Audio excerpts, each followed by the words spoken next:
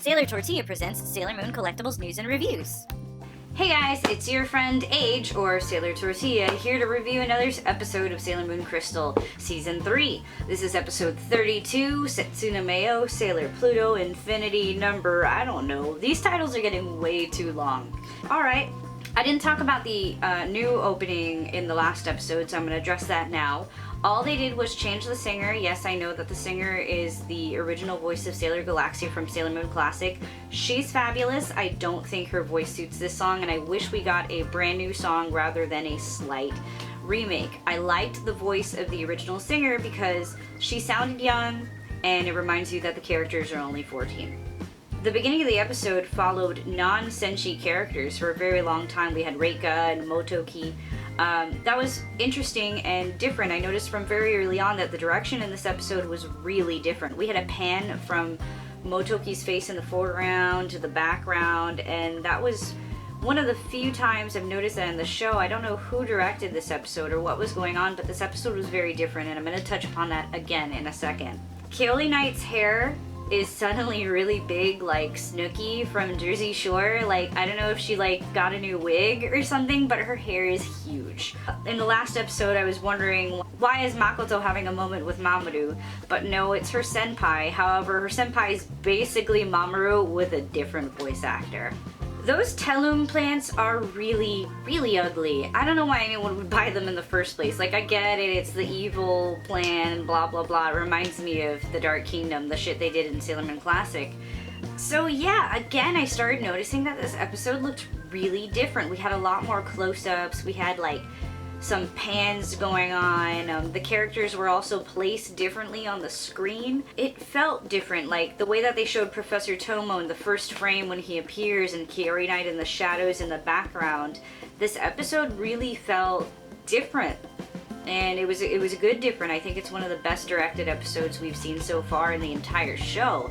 It's just pretty shocking when all of a sudden you see the quality improve even more in terms of, before it was in terms of animation it got better, but now in terms of direction, I feel like we have more dynamic shots. We have close-ups like I mentioned before, but we also have like shots from really far away. Chibiusa praying to Neo Queen Serenity, you get that shot from really far away. There's the beautiful shot of Usagi by the river.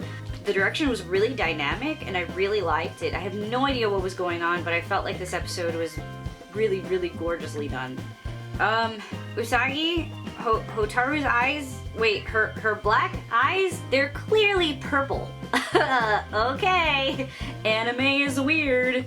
Now we're gonna all find out secretly that everyone in the entire show the whole time has had black hair like PGSM. I find Usagi to be a much more interesting character this season.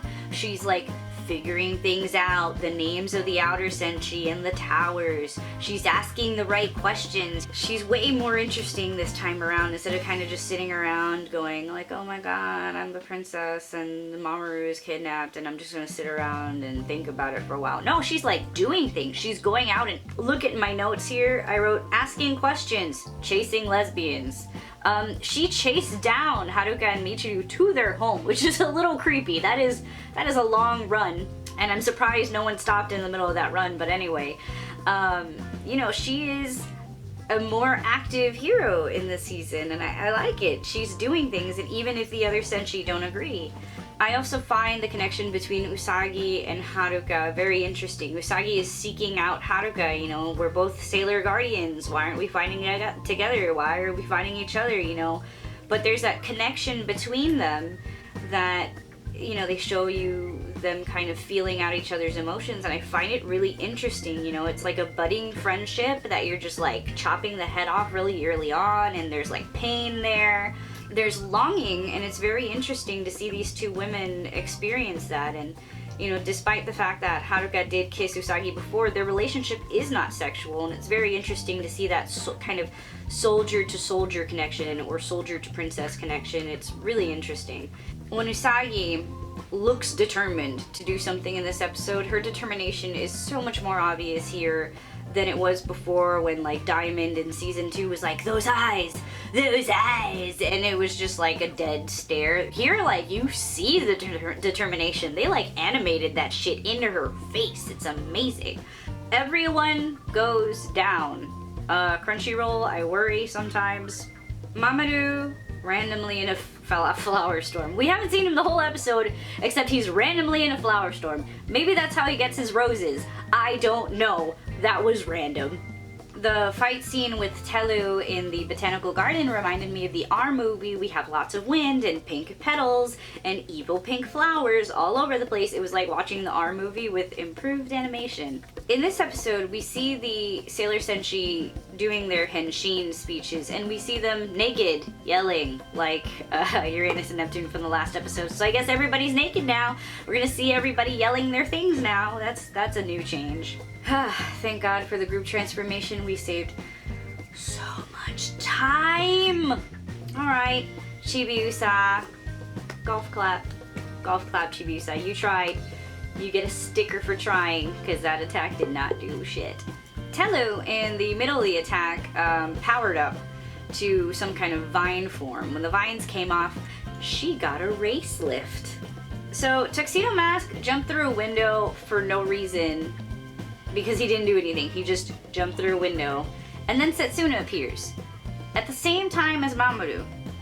And I can't help but thinking, why would they show up at the same time? Were they together? Were they fooling around? Dun dun dun! I am a Endymion Pluto shipper. I'm sorry.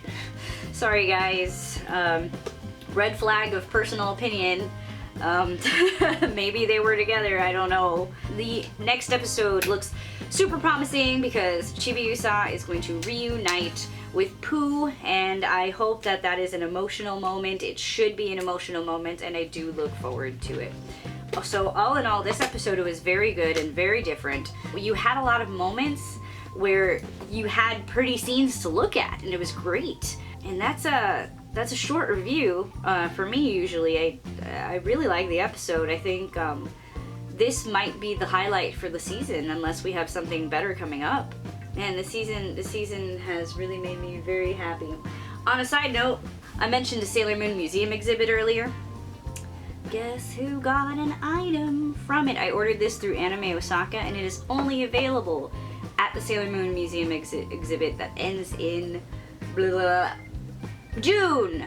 So just so you know, these things exist, and you might want to buy them before June for obvious reasons. This is a Poochie Petite alternate colors Princess Serenity, which the original Princess Serenity was limited, and now this one's super limited because it has manga colors.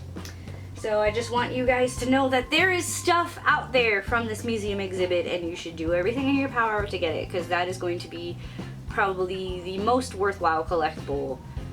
Any of those things are going to be more worthwhile this year than any other year because they're only being sold between now and June. So just so you know, collector stuff. I will catch you on the next episode. So la la la la la la thumbs. Alright, thanks for watching.